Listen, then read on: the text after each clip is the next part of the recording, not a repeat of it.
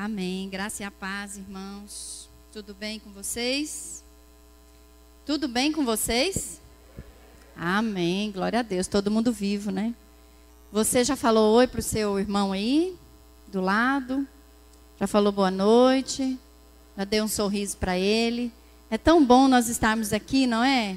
Eu amo estar aqui. Queria estar aqui todo dia. Muito bom nós congregarmos.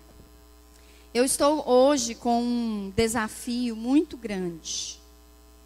Por quê? Porque nós estamos falando sobre o arrebatamento da igreja, não é? E é um tema que ele deveria estar sendo estudado numa sala de aula, que demora 6 meses para a gente trabalhar tudo que precisa ser trabalhado nesse tema. E quando a gente começa a ler os versículos, a Bíblia inteira fala sobre o arrebatamento, sobre o fim dos tempos, sobre o que vai acontecer em cada período. Então, é muito extenso esse tema. E quando você começa a estudar, você fica doido com tanta coisa que você lê, tanto versículo que casa com o outro, que vai te levando. E eu fiquei, Jesus, tem misericórdia de mim. 40 minutos para falar tudo isso. Então, eu preciso que Deus me dê graça nessa noite para conseguir passar para os irmãos, pelo menos um pouquinho, do que significa isso para nós, do arrebatamento da igreja, de nós subirmos, de nós sermos tomados aqui da terra. E o que significa isso para a igreja? É muito profundo isso. É muito importante. E eu queria que você abrisse a sua Bíblia aí em 1 Tessalonicenses 5, versículos do 4 ao 6. Mas vós, irmãos, não estáis em trevas, para que esse dia, como ladrão, vos apanhe de surpresa. Porquanto vós todos sois filhos da luz e filhos do dia. Nós não somos da noite nem das trevas. Assim, pois, não durmamos como os demais. Pelo contrário, vigiemos e sejamos sóbrios.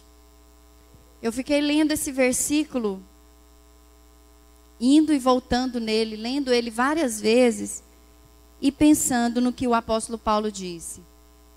Antes, um pouco, o apóstolo Paulo disse para os irmãos: olha, eu não precisava estar aqui falando isso para vocês já sabem disso que eu vou dizer.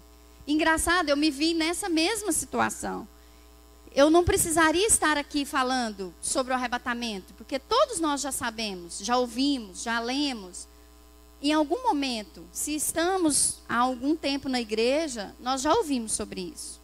E o apóstolo Paulo diz: olha, eu não precisava estar aqui falando, mas eu preciso dizer mais uma vez. É importante que vocês saibam sobre isso. É o que o apóstolo está dizendo. Ele diz: mas vocês, irmãos, não estão nas trevas, para que esse dia os surpreenda como ladrão. Sabe, quando eu me converti, a primeira vez que eu ouvi falar esse versículo, alguém falou assim: porque Jesus vem como ladrão. Aí eu fiquei pensando, uai, ele veio como carpinteiro, né? Agora ele vai vir como ladrão. Nossa, mas ser ladrão não é bom, né? Como nova convertida, eu fiquei pensando naquilo, né? Mas como vem um ladrão? Ele te avisa? Ele coloca um bilhetinho lá na sua porta: olha, amanhã, tal hora eu venho te roubar? Não, é nesse aspecto que o apóstolo Paulo está dizendo. Jesus vem buscar a sua igreja como o ladrão chega, repentinamente. Ninguém sabe, nem a hora, nem o dia. Mas nós precisamos estar sóbrios, vigilantes para esse dia. E eu fiquei pensando, o apóstolo Paulo diz: olha, vocês não são das trevas. Esse dia não vai pegar vocês de surpresas. E eu fiquei pensando, será? Será que não vai me pegar de surpresa? Será que eu estou preparada?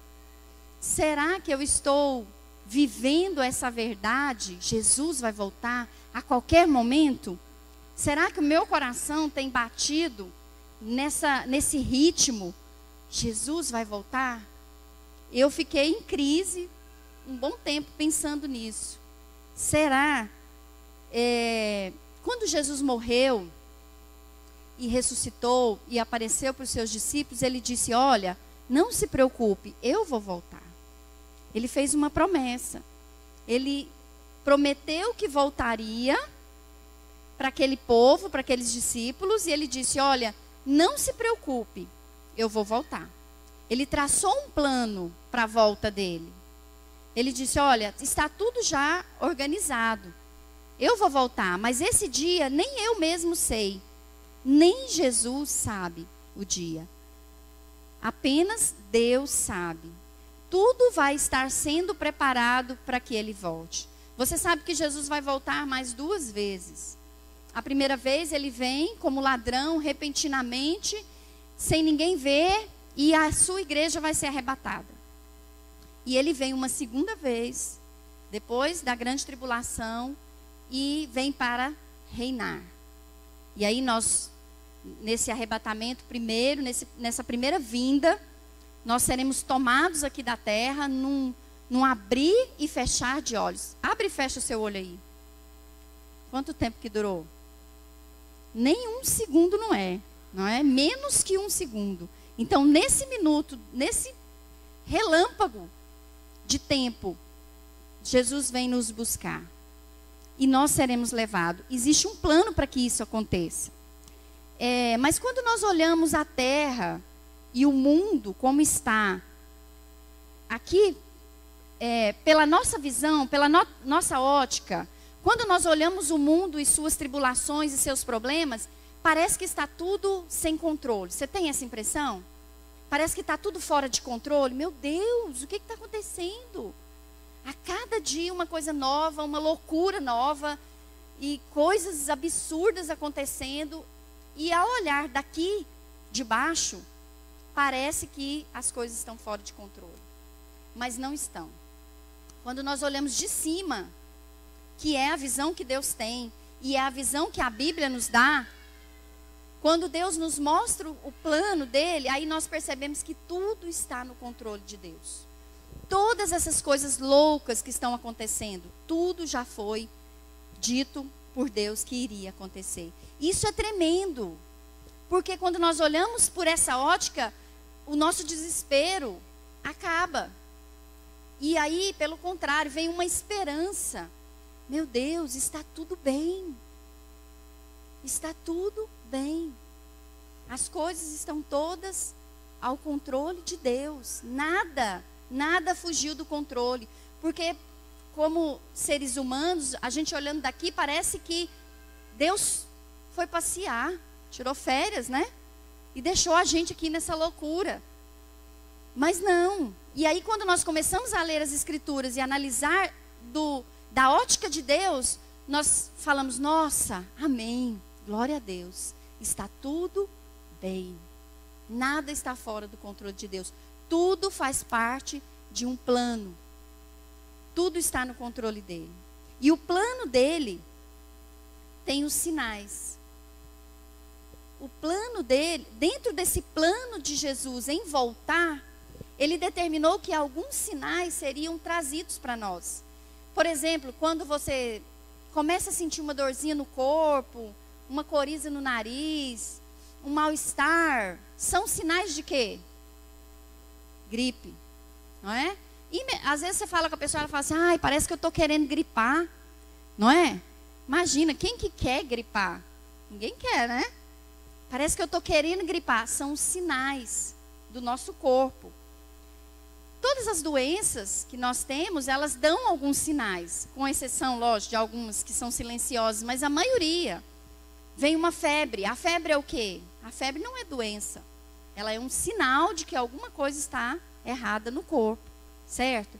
Então Jesus pensou nisso. Ele disse: olha, para que os meus filhos que estão lá nesse mundo louco não se desesperem e não pensem que está tudo fora do controle, eu vou deixar alguns sinais.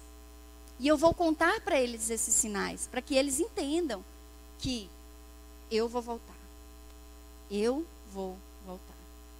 Eu creio que Jesus deve estar ansioso lá, sentado à direita de Deus. E talvez até cutucando Deus, né? E aí, Pai, que dia que eu volto para pegá-los? Eu estou ansioso para reinar, para estar com eles, para passar as bodas do Cordeiro com eles. Então, eu fiquei pensando nisso e pensando, será se eu estou ansiosa para que Jesus volte? Às vezes, nós até queremos, nós falamos assim, Jesus volta.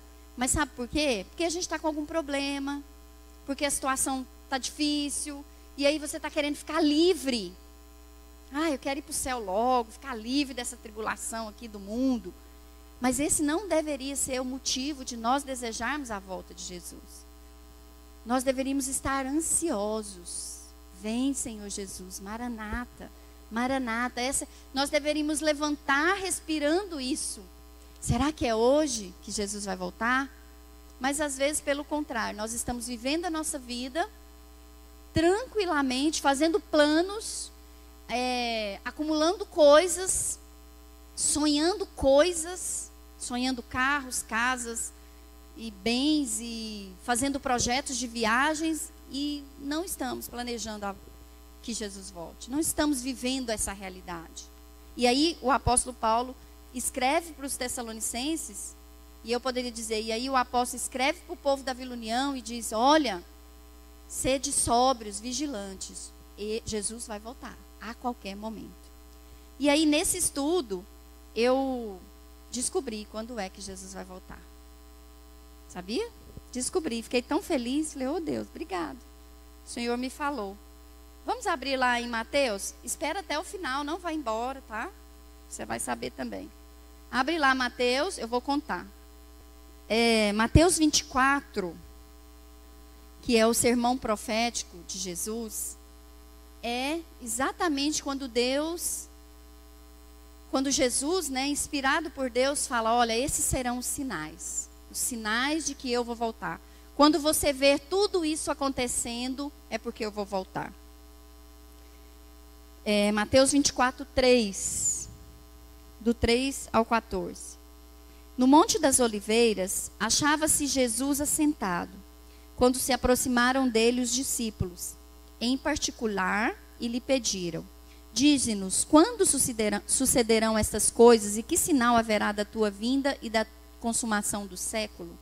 E ele lhes respondeu, vede que ninguém vos engane. Fala assim, eu não posso ser enganado. Amém. Porque virão muitos em meu nome, dizendo, eu sou o Cristo, e enganarão a muitos. E certamente ouvireis falar de guerras e rumores de guerra. Diga, guerras. Vede, não vos assusteis, porque é necessário assim acontecer, mas ainda não é o fim. Porquanto se levantará nação contra nação, reino contra reino, e haverá fomes e terremotos. Diga, fome e terremoto. Em vários lugares.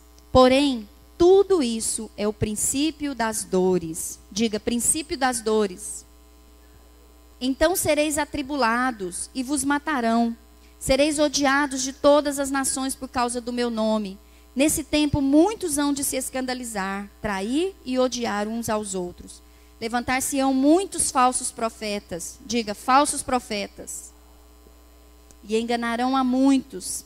E por se multiplicar a iniquidade, o amor se esfriará de quase todos. Aquele, porém, que perseverar até o fim, esse será salvo. E será pregado este evangelho do reino. Diga, a pregação do evangelho. Por todo o mundo, para testemunho a todas as nações. Então virá o fim. Então aqui estão os sinais. Os evangelhos, eles são sinóticos. Mateus, Marcos, Lucas, eles contam em muitos lugares as mesmas coisas. Porém, com a visão particular de cada escritor. Então, essa mesma passagem de Mateus 24 está em Marcos e está em Lucas. E quando nós lemos as três, fazendo uma comparação, nós encontramos algumas coisas que um fala, que o outro não fala. Isso é normal. Quando eu conto uma história, a mesma história que eu vi da Vanessa, eu conto de um jeito, ela conta de outro, mas a história é a mesma, certo? Então, analisando esses três textos, eu tirei alguns sinais. Não dá para falar de tudo, mas eu tirei alguns principais. Tiago, põe para mim aí. Olha, eu separei esses sinais aí para nós pensarmos nessa noite. Guerras, fomes, terremotos, epidemias. Epidemias não falou aqui em Mateus, mas fala em Marcos.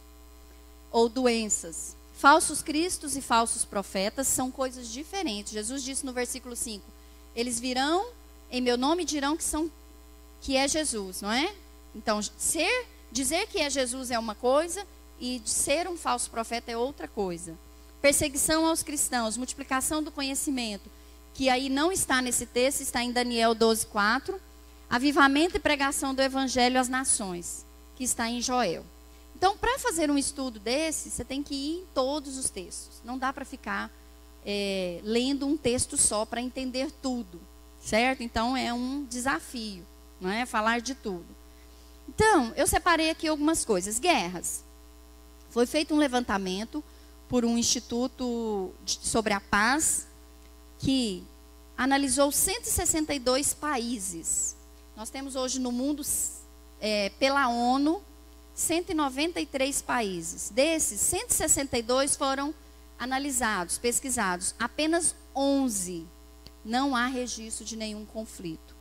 Ou seja, quanto que é 162 menos 11? Wagner? 151 países estão em algum tipo de guerra, em algum tipo de conflito. Então eu posso dizer que o mundo está em guerra, certo? Sim ou não? Sim. E aí, Jesus disse, olha, quando vires as guerras ou ouvirem rumores de guerras, porque nós aqui no Brasil, nós não temos guerra, aquela guerra com o exército, mas como está o Rio de Janeiro? Como está Goiânia? Não vou longe, não. Parece que as coisas estão fugindo do controle. Então, dependendo do tipo de guerra que nós formos analisar, nós vamos perceber que o mundo está em guerra. Existem 151 países que estão com algum tipo de conflito. Ok? Vai guardando aí essas informações. Fome. Segundo a ONU, de 2015 a 2016, subiu 35% o número de pessoas que passam fome no mundo. Ou seja, eu fiquei espantada com essa estatística, porque as coisas deveriam estar melhorando. A agricultura produz tanto, o mundo tem trabalhado tanto, está com tanta riqueza, mas pelo contrário, as pessoas estão passando mais fome. E passar fome, de acordo aqui com a ONU, não é isso que você sente aí um pouquinho e fala, ai, estou numa fome. Não é isso não, é ficar sem comer. Lá na África, por exemplo, as crianças, os adultos, todo mundo come uma vez por dia. Uma vez. Aí o bispo pede para tirar uma refeição, não é nem fazer uma refeição, é tirar só uma.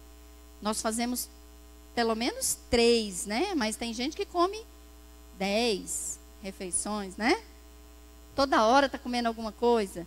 Então imagina você comer uma vez por dia. E o que eles comem? Na África, pelo menos, é uma massa de milho, não é nem uma comida, né? É uma coisa ali que para encher a barriga, mas não tem nutrientes, e aí as crianças principalmente ficam desnutridas e morrem. Então, de acordo com a ONU, uma criança morre de fome a cada minuto no mundo. Irmãos, enquanto nós estamos aqui agora, que são mais ou menos 2 horas, quantas crianças estão morrendo de fome? Ok? Terremoto. Tiago, põe esse slide aí para mim. Eu trouxe esse slide porque eu fiquei impressionada. Olha, ali, século I, na ponta. Século I, 3, 6, 8, 10. Olha como era a terra e os terremotos que aconteciam. Como as coisas vêm, uma crescente de terremotos. Você ouve o tempo todo na televisão, né? Terremoto em lugar tal, terremoto em lugar tal. Mas aí, olhando a estatística e esse gráfico, eu fiquei impressionada. No século XX até 1997, olha a escala.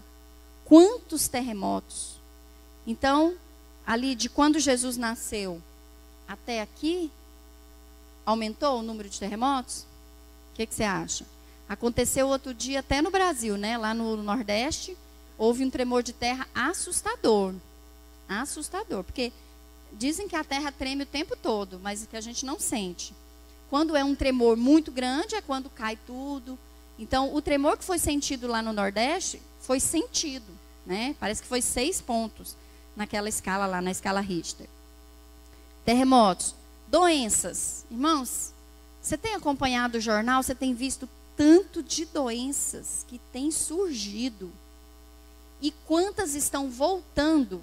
Doenças que já tinham sido erradicadas, que há 10 anos, há 15 anos, há 100 anos, não se via falar, estão todas de volta.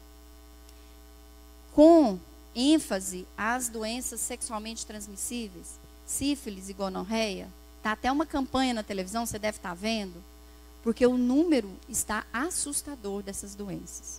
E isso é explicado, porque a promiscuidade está num nível assustador. Então, as doenças sexualmente transmissíveis, mas não só essas. Você sabe o número de pessoas que estão morrendo por pneumonia no Brasil, ultimamente? Eles não divulgam o número, não ficam falando para não assustar a população. Mas está morrendo um número altíssimo de pessoas com pneumonia, que é uma doença teoricamente simples, não é? E aí nós temos o ebola, deixa eu ver o que eu pus aqui, peste bubônica, depressão, estresse. Então, o número de doenças surgidas e que estão voltando, assustador. Ok? Esse é o primeiro tópico que eu coloquei lá, né? Guerras, fomes, terremotos, epidemias. Depois, falsos cristos e falsos profetas. Eu fiquei tão espantada, porque não é uma coisa que a gente fica pesquisando e procurando. Eu, pelo menos. Porque eu nem achei que fosse tanto. Você sabe de alguém, conhece alguém que se diz ser Jesus? Eu só sabia desse, Henri Cristo, aqui, que mora em Brasília, né? Para mim, ele é um louco, maluco. Vocês já viram ele, né? Ele tem as Henriquetes, que são as mulheres que ficam do lado dele. Para mim, gente, isso era loucura. É um louco que um dia acordou e achou que era Jesus, mas sabe que eu fui ler a história dele, eu fiquei impressionada. Eu não vou te contar, você leia e vá atrás. Mas eu fiz uma pesquisa do século XIX para cá. Bem pouco, não é? Isso sempre aconteceu, de pessoas se aparecerem dizendo ser Jesus Cristo. Sempre houve isso no mundo, depois que Jesus morreu, não é? Mas eu fui pesquisar, no século XIX, 6 pessoas, isso eu estou dizendo pessoas famosas, que têm seguidores. Muita gente seguindo essas pessoas. E acreditando que ele é Jesus. No século XIX, 6 pessoas vieram, ficaram famosos, que eram Jesus Cristo. No século XX, 17. Olha o salto. E não são, irmãos, pessoas malucas. Claro que são, né? Mas eles não sabem. São pessoas sérias, que se dizem ser Jesus e que levantam um número enorme de pessoas que o seguem. Então, não é assim, eu fiquei impressionada com isso, porque eu nunca parei para pensar. Mas, de 6 pessoas no século XIX, um século inteiro, 100 anos, passou para 17. Agora, no século XXI, quantos anos tem o século XXI? 17, né? Certo? Em 17 anos, agora no século XXI, já surgiram 4. E são famosos. E tem um monte de pessoas aí seguindo essas pessoas. Não é impressionante? Você ficou impressionado? Eu fiquei. Então Jesus disse, olha, vão aparecer muitos e vão enganar a muitos. Aí, Jesus disse dos falsos cristos. E depois ele diz, no outro versículo, dos falsos profetas. Aí é estarrecedor o número de falsos profetas. O que é um profeta? É alguém que traz o conhecimento de Deus ao povo, certo? nós temos a impressão de profeta, aquele que prevê o futuro, né? Eu vou ali num profeta. Ou seja, eu vou ali buscar o que vai acontecer na minha vida. Mas, biblicamente, isso não é assim. Não era para isso que existiam os profetas. E ainda não é. Os profetas eram homens, são homens, porque ainda existem profetas hoje, são os homens que trazem a revelação da direção de Deus para o povo. Você vê na Bíblia os profetas dizendo para o povo: arrependam-se, muda de vida. É tanto que eles eram até ameaçados e mortos, porque ninguém queria ouvir, Hoje os profetas, esses pseudos profetas aí, só falam coisas boas, Você vai ficar rico, vai dar tudo certo, você vai ser curado. Mas, biblicamente, os profetas, eles traziam a direção de Deus para o povo e diziam: olha, vocês estão andando pelo caminho errado, voltem-se para o caminho de Deus. E aí eu fui pesquisar sobre essa coisa de falso profeta.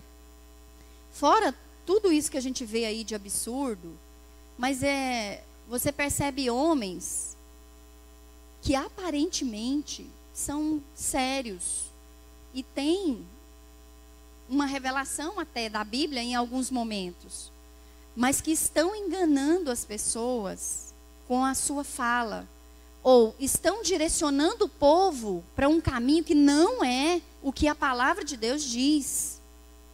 E aí você me diz: mas será que é a intenção dele? Não sei, eu não estou aqui para julgar. A Bíblia não diz para a gente julgar o profeta, Então não estamos aqui para julgar, mas nós precisamos ser sóbrios e vigilantes, porque os falsos profetas virão, já viram muito, estão aí e ainda vão surgir outros, e a Bíblia diz que, se possível, enganarão até você, até a mim. Se possível. É possível? Não sei. Se possível, se você não estiver sóbrio, se você não conhecer a palavra, você é um forte candidato a ser enganado por um falso profeta. Tem tanta coisa sendo dita por aí que não é de Deus. Tem tanta denominação, tantas coisas levando o povo. E eu não estou dizendo só de evangélicos, tá? Não estou dizendo só de evangélicos, estou dizendo de várias coisas que estão surgindo aí no mundo, levando o povo a acreditar que estão servindo a Deus. E as pessoas estão seguindo essas pessoas. Por exemplo, pastores dizendo que, aprovando o casamento gay ou relacionamento homossexual e dizendo que isso é normal.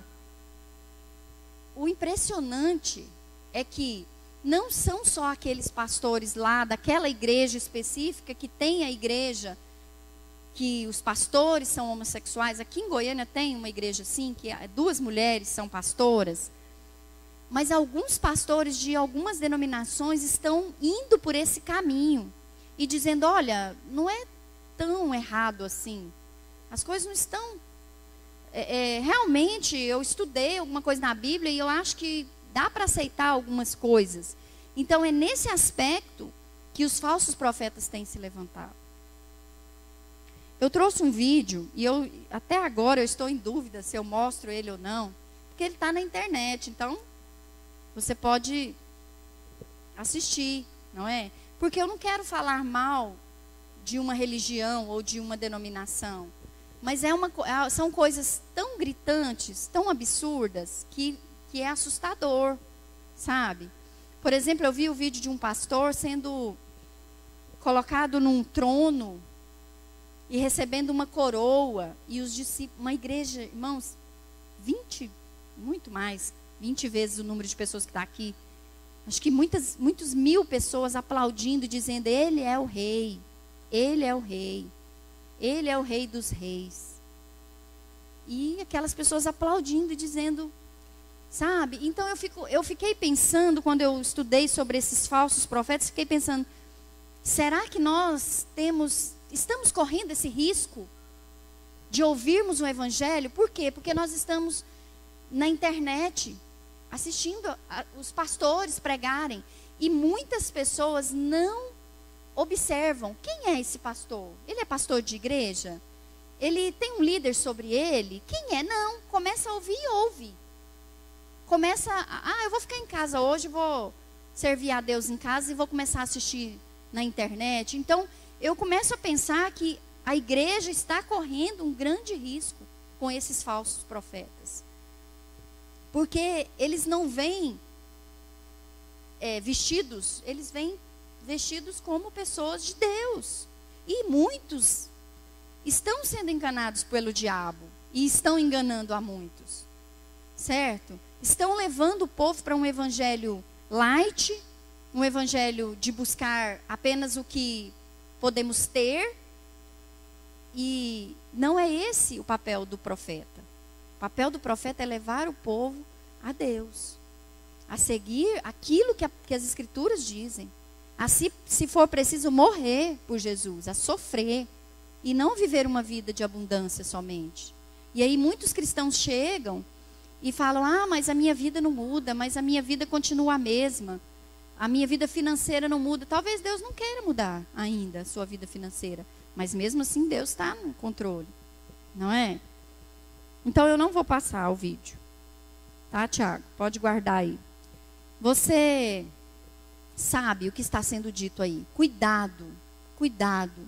Se você não lê a Bíblia, se você não estuda, não fique assistindo palavras pela internet, a não ser que seja de alguém que você sabe a procedência, que você conheça. Rose, mas o que ele falou é legal, é bonito, tá certo. Mas você sabe se é bíblico mesmo? Talvez uma palavra de 40 minutos, muitas coisas sejam bíblicas, mas outras não. E você acolhe aquelas palavras. E o diabo pode usar essas palavras em algum momento na sua vida para te fazer rebelar, para dizer alguma coisa, para você não acreditar mais na palavra. Porque é assim que o diabo trabalha. Então, cuidado, porque os falsos profetas estão aí. Estão aí dizendo absurdos, falando coisas que não estão na Bíblia, como se estivesse. Muitas vezes eles leem a palavra, mas é uma interpretação. Não é o que a palavra está dizendo verdadeiramente. Usam um versículo separado, um versículo desconectado do contexto. Isso é um perigo. Cuidado, irmãos, cuidado. Cuidado com o que você ouve, com o que você assiste na internet. Vai estudar a Bíblia. Vai você mesmo estudar. Vai ler. Busca outras Bíblias que têm outras versões para te ajudar a entender. Procure pessoas para te ajudar, pessoas confiáveis, porque os falsos profetas estão aí. Perseguição aos cristãos é outro sinal de que Jesus está voltando. E às vezes nós vivemos aqui tão acomodados e tão tranquilos e nós não temos noção do que está acontecendo no mundo. Não temos, irmãos. Mesmo que você viu lá naquele vídeo horroroso lá da internet, alguém sendo morto, mesmo assim nós ainda não temos noção do que está acontecendo. Não temos. Porque quando eu comecei a ler sobre isso, entrei naquele site Portas Abertas e mais em 2 sites confiáveis, eu fiquei espantada com o número de pessoas que estão morrendo por amor a Jesus. Muitos, famílias inteiras sendo dizimadas por amor a Jesus. Isso sempre aconteceu, mas de acordo com a revista Veja, olha só, em 2016, no ano de 2016, um cristão foi morto a cada 6 minutos no mundo. Um cristão foi morto a cada 6 minutos. Eu fiz a conta, dá 240 pessoas por dia. Hoje, nesse domingo que nós estamos aqui, 240 pessoas foram mortas por amor a Deus. E nós reclamando, né? Reclamando de pequenas coisas. Segundo a Veja, o número de cristãos mortos em 2017 vai aumentar. Vai quase dobrar. Porque a pressão está aumentando sobre os cristãos. Nos países, principalmente nos países muçulmanos. A Coreia do Norte está em primeiro lugar no ranking. Lá, se você respirar pensando em Deus eles já te prendem. Lá é uma coisa horrorosa. Está em primeiro lugar no ranking de cristãos mortos, presos, decapitados e uma série de coisas. Multiplicação do conhecimento é outro sinal. Né? Eu acho que sobre isso eu nem preciso falar. Lá em Daniel 12:4 diz assim: porém, tu, ó querido Daniel, tranca em segredo, mediante um selo, as palavras do livro, até o tempo próprio do fim. Muitos farão de tudo e correrão de uma parte a outra em busca do maior saber, e o conhecimento se multiplicará muitas e muitas vezes. Daniel teve uma visão do fim, não é? Ele perguntou para o anjo quando é que vai acontecer essas coisas, e aí o anjo disse para ele o tempo, né? 1 tempo, 2 tempos, 3 tempos, metade de um tempo. E aí quando você cruza essas informações com o Apocalipse, você descobre que são 3 anos e meio, e ao final 3 anos e meio, mais 3 anos e meio, são 7 anos, que será a grande tribulação. Então, e uma das coisas que Deus disse para Daniel é que um dos sinais é que o saber ou o conhecimento se multiplicará. Eu acho que nós estamos cansados de saber disso, que o conhecimento está a um toque de dedo, não é? Temos informações do mundo inteiro online a um toque do seu dedo aí no celular. Você sabe o que está acontecendo do outro lado do mundo. A medicina evoluiu. Vocês viram, devem ter visto aí esses dias no Fantástico. Um bebê foi tirado do útero, operado e voltou para o útero e continuou a gestação da mãe. Eu acho que chegou, né? Eu acho que depois dessa você pensa, não tem mais, mas tem, sempre tem. Então o conhecimento, e o que é o conhecimento? Quando o homem estava lá no Jardim do Éden, existia a árvore da vida e a árvore do conhecimento do bem e do mal. Então hoje o ser humano está se alimentando do conhecimento do bem e do mal. Ele deixou de buscar a Deus para buscar o conhecimento. Ah, eu já sei.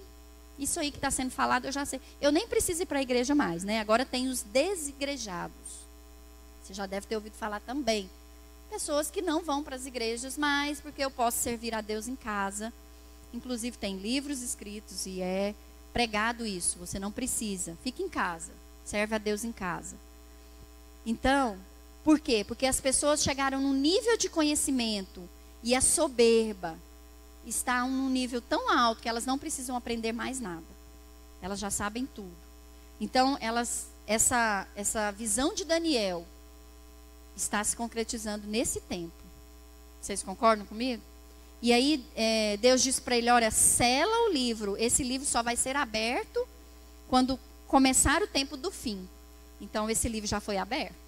Porque o conhecimento está correndo. Parece que está correndo, parece não, ele corre mais do que qualquer um de nós. Quando você pensa que conseguiu um celular avançado, já saiu outro. Não é uma televisão, uma geladeira que fala. Você está com tantos quilos, não coma. Sabia? Eu vi, tem uma geladeira assim. Quando você vai abrir ela, dependendo do horário, a geladeira te alerta. Cuidado. É sério. Acho que até vou comprar uma para mim. Sério? Então, quando você pensa que comprou um fogão bom, saiu um melhor. Daqui uns dias vai ter um que cozinha sozinho, né, mulheres? Em nome de Jesus. Tomara, né? Então, essa profecia aí, esse sinal já está acontecendo, certo? O último, avivamento e pregação do evangelho às nações. Joel 2:28 diz: e depois disso, derramarei do meu espírito sobre todos os povos. Os seus filhos e as suas filhas profetizarão. Os velhos terão sonhos e os jovens terão visões. Claro que você precisa ler todo o contexto desse livro, desse capítulo de Joel 2, para entender que Deus está falando de um derramamento do espírito, de mover do Espírito Santo sobre toda a carne. Mas será de todo mundo? Não. Não é? Só daqueles que buscarem. E aí, nesse fim dos tempos, tem, num desses sinais aí, pelo menos, tem uma coisa boa, que é a pregação do Evangelho. Há alguns anos, eu acho que, por exemplo, há 50 anos atrás, era inimaginável, né, a gente pensar como o Evangelho vai chegar a toda criatura, em todas as nações, em todas as tribos. Mas hoje, com o conhecimento, com essa multiplicação do conhecimento e a internet e o fácil acesso, o Evangelho também tem sido propagado com muito mais facilidade. Você concorda? Livros, bíblias e materiais que têm a palavra estão sendo distribuídos no mundo inteiro. Então o Evangelho está chegando, está sendo trabalhado. E eu acredito que quando a Bíblia fala que todo mundo tem que conhecer, só vai vir o fim quando todos tiverem ouvido, eu acredito que é pelo menos um representante de cada nação, de cada tribo, de cada povo. Eu creio nisso, tá? Existe uma linha de pensamento nesse caminho, que diz que quando pelo menos uma pessoa tiver ouvido. Então, por exemplo, tem uma tribo que o povo lá não fala a língua e tudo, mas um representante sai de lá e vai para a cidade, vai para algum lugar e ouve a palavra. Ele é um representante daquela tribo que ouviu a palavra. Ele pode voltar e levar a palavra, não é? Então, a pregação do Evangelho o Evangelho tem sido propagado como nunca. Sempre a palavra de Deus foi pregada, mas nunca com essa velocidade que está sendo pregada hoje. E o avivamento. Esse avivamento de Joel 2, algumas pessoas pensam que ele se concretizou no dia de Pentecostes, lá em Atos 2. Mas ali foi apenas uma mostra. Foi um derramar do Espírito Santo, mas não parou ali. Porque ele diz que se você ler o texto, ele está dizendo que é para o dia do Senhor. O dia do Senhor é o dia que ele vai voltar. Certo? Então, esse derramar do Espírito Santo também é para nós hoje. E o avivamento, essa palavra avivamento, ela tem parece que nós temos uma visão de avivamento meio utópica, meio sonhadora, romântica. Porque você, quando pensa em avivamento, você pensa naquele barulho, e todo mundo sendo tomado pelo Espírito Santo, o mundo sendo tomado, ou uma cidade inteira sendo tomada. Mas, na verdade, não é isso que a Bíblia diz. E nem é isso que nós podemos ver pela história, historicamente. Por exemplo, olhando o livro de Atos, quando o derramar do Espírito Santo veio sobre todo o mundo? Não, veio para quantas pessoas? 120 pessoas. Então, o avivamento que muitos estão aí esperando, que é esse avivamento maravilhoso, uma coisa fora do normal, não é isso que a Bíblia diz de avivamento. Os grandes avivamentos que aconteceram foram com 7 pessoas, 10 pessoas, 120 pessoas, 500 pessoas. Mas não é isso que nós muitas vezes queremos. Talvez você esteja aí sentado esperando um avivamento. Eu vou orar para que haja um avivamento na igreja. A igreja precisa ser avivada. Sabia que isso está equivocado? Olha só. Quando você olha no dicionário, o que quer dizer a palavra avivamento? O que você acha que quer dizer avivamento? Me diga aí. O que é avivar? Despertar. O que mais?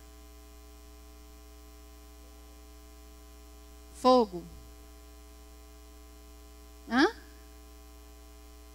Voltar a ter vida. Voltar a ter vida. é tudo isso. Olha, avivamento é o ato de se avivar, de se tornar mais vivo, mais ativo, mais intenso, despertado, nítido. Avivamento é o ato de se, eu achei interessante isso, de se avivar, não é de avivar o outro. Percebe? Então, esse avivamento que nós estamos esperando aí, ele já está acontecendo aqui no nosso meio. Talvez você esteja alheio. Se eu te falar aqui, casas de paz, muitos, talvez muitos aqui, não, eu não creio que muitos, mas alguns nem sabem do que eu estou falando. Certo? Alguém aí não sabe do que eu estou falando? Casas de paz. Talvez alguns nem saibam do que eu estou falando. Talvez alguns estão dizendo assim, isso aí é mais uma invenção do bispo. Lá vem o bispo de novo com essa invenção. Cada hora ele está inventando uma coisa nova. Talvez você esteja aí pensando, essa igreja só pensa em estrutura. Talvez você esteja pensando, essa igreja não ora. E eu quero te dizer que nós estamos, nesse momento, passando por um avivamento muito grande. Mas poucos estão percebendo. Poucos estão vivendo esse avivamento. Certo? Assim como foi em todos os outros avivamentos. Se você olhar o avivamento da Rua Azusa, que é o mais famoso, que aconteceu em 1900,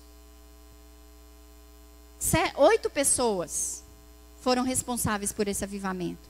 Naquele tempo, muita gente dizia que era apenas loucura. Outros nem tomaram conhecimento. Talvez alguém aqui nunca ouviu falar do avivamento da Rua Azusa. Então, avivamento é algo que acontece com poucos. Não fique aí esperando um grande barulho aqui na igreja. O barulho tem que acontecer dentro de você. Avivamento é o ato de se avivar. E aí a Vanessa disse aqui, aquele que buscar, fluirão rios de água. Não foi esse o texto que você leu, foi Apocalipse. Qual que foi? Apocalipse, que Deus tem a fonte de água. Aquele que tem sede. O avivamento é só para aqueles que têm sede. Para os críticos, para os mornos, para os que vêm de vez em quando, não tem avivamento para você. O avivamento é para quem está vivo, é para quem está buscando, é para quem quer. Avivamento não é para cair no povo. Avivamento é para quem quer. Você quer avivamento? Busque. Primeiro, busque a Deus. Depois, se envolva em algo. Porque Deus vai te usar. Primeiro Deus vai te avivar, depois Ele vai te usar. Então, nesses dias nós estamos vivendo momentos de avivamento. Pessoas na rua, visitando, batendo de casa em casa. Pessoas clamando, pelo amor de Deus, vem me visitar. Vem na minha casa orar comigo. Nós tivemos um caso na nossa rede, uma mulher espírita, que os meninos foram lá, conversando sobre o lar de paz. E a mulher foi atrás. E aí? Vocês não vão vir essa semana, não? Estou esperando o lar de paz, a casa de paz. Aí você pode dizer, é só mais uma moda. Não, pessoas estão sendo salvas. Vidas estão ouvindo do Evangelho. E muitos aqui estão se dispondo. Crianças, jovens e velhos. O que Joel diz? Joel 2. E os seus filhos e as suas filhas profetizarão. Os velhos terão visão. Terão sonhos. Os jovens terão visões. Esses 3 níveis estão aqui em Joel. Crianças, jovens, velhos. Isso está acontecendo no nosso meio. Isso é maravilhoso, mas poucos estão vivendo. É só para quem quer. Amém? Eu quero te chamar a querer esse avivamento. Então, encerrando aqui esses sinais.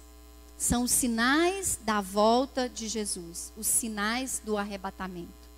E aí eu te disse que eu descobri quando é, né? Põe aí para mim aquele slide, Tiago. esse. Olha aí. Nós temos aí uma linha do tempo.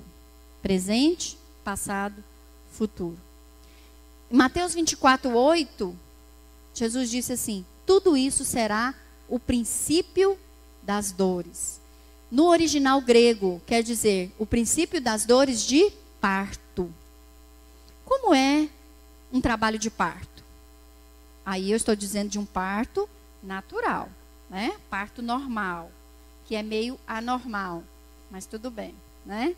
Parto normal. Como é o processo? Alguém sabe dizer, alguém que está grávida aí, você vai no médico, o médico pode dizer para você, o seu trabalho de parto vai durar 3 horas. É possível o médico saber exatamente? Não. Não é possível saber quantas horas a mulher vai ficar em processo de trabalho de parto, certo? Por isso Jesus faz essa analogia, usa essa figura da mulher grávida e do princípio das dores. Como é um trabalho de parto? A mulher passa mal, por exemplo, quando eu passei mal do Frederico, queria ter parto normal. Então eu comecei a sentir uma dor. Uma dorzinha. Eu falei para a Valone, bem, bora para o hospital, alguma coisa está errada aqui. Chegando lá, o médico analisou, olhou os sinais, né? E falou, não, pode ir para casa, esse menino vai demorar. Ainda vai mais umas 2 semanas, pode ficar tranquila. Tudo bem, voltei para casa. Isso era à noite. No outro dia, 11 horas da noite, a minha bolsa rompeu. Ele disse que era 2 semanas. A minha bolsa rompeu. E aí começou o trabalho de parto. Como que é um trabalho de parto? Você começa com as contrações. As primeiras contrações são num curto espaço de tempo. É rapidinho, faz tum, pum, acabou. É de meia em meia hora e rapidinho. Com o passar das horas, as contrações vão ficando maiores e o tempo entre elas vai diminuindo. Certo? Alguém aqui já teve parto normal? Poucas, hein? Pouquíssimas.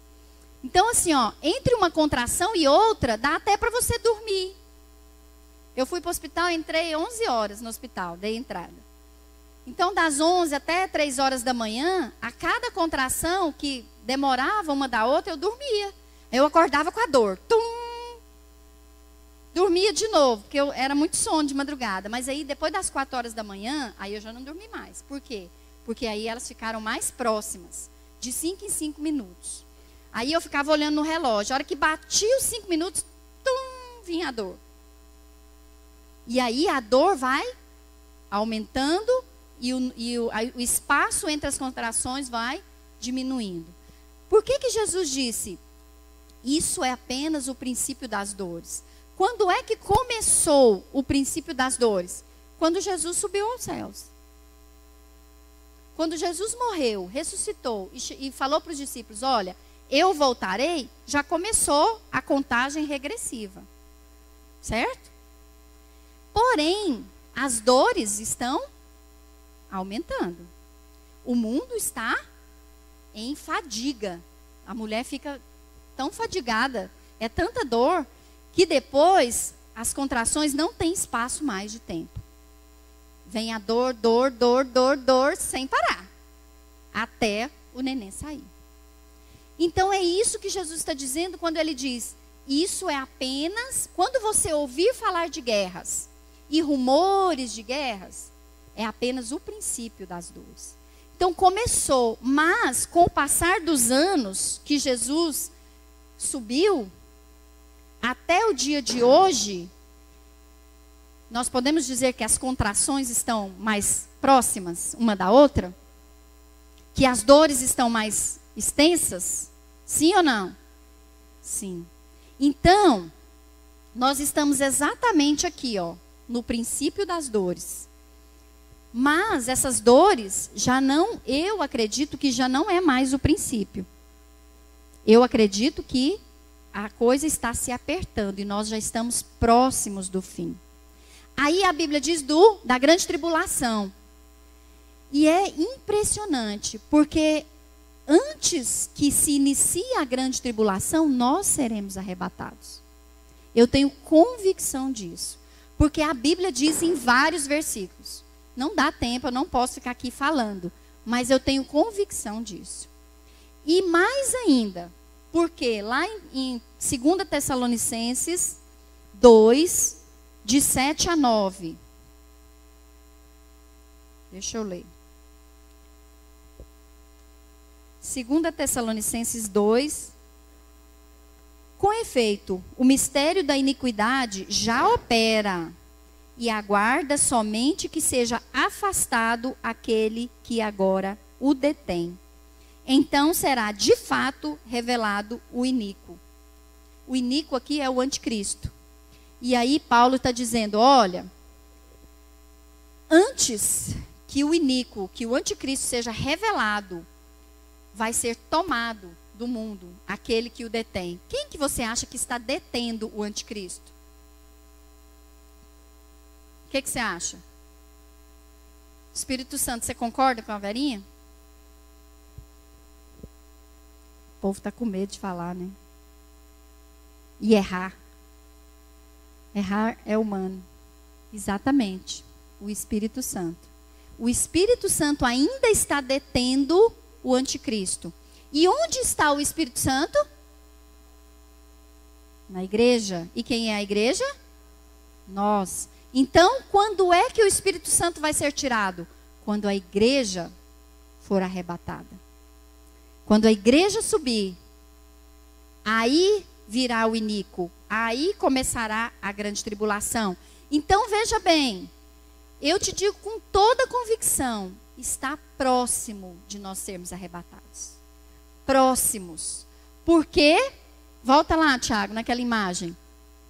Porque Jesus veio e disse, eu voltarei. E a partir daí começou o princípio das dores. E essas dores têm se abreviado. As dores têm aumentado. O mundo está em ebulição. É possível piorar? É possível piorar? Sim. Vai piorar, piorar. Por isso que quando o bispo fala assim, irmãos, o mundo não vai melhorar, é por isso. As coisas só vão piorar. Mas aí naquela linha do tempo... Ah, não está dando para ler, né? O futuro ali, a grande tribulação, está no futuro. Mas as dores, nós estamos vivendo. Então, antes que chegue o anticristo, nós seremos arrebatados. Amém? Então, eu tenho convicção que está próximo. Que a qualquer momento, eu acredito até que o anticristo já nasceu. Aliás, tem muita coisa falando sobre isso. Né? Pesquisa aí que você vai achar. Alguns até acham que é o Temer, viu? Mas não é.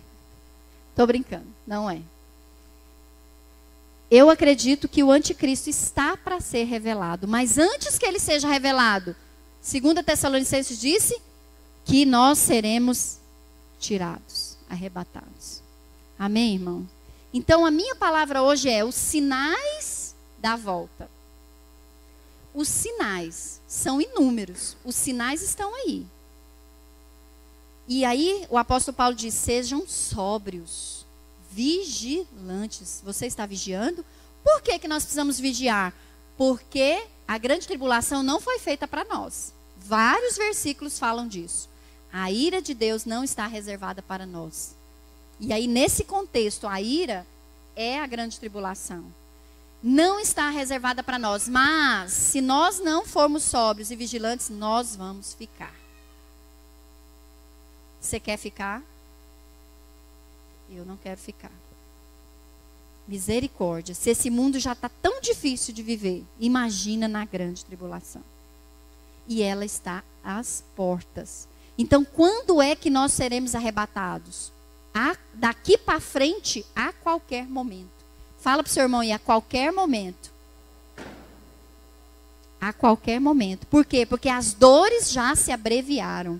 Porque os sinais estão todos aí. Todos os sinais que foram profetizados já se manifestaram. Todos. Então, nós estamos às portas.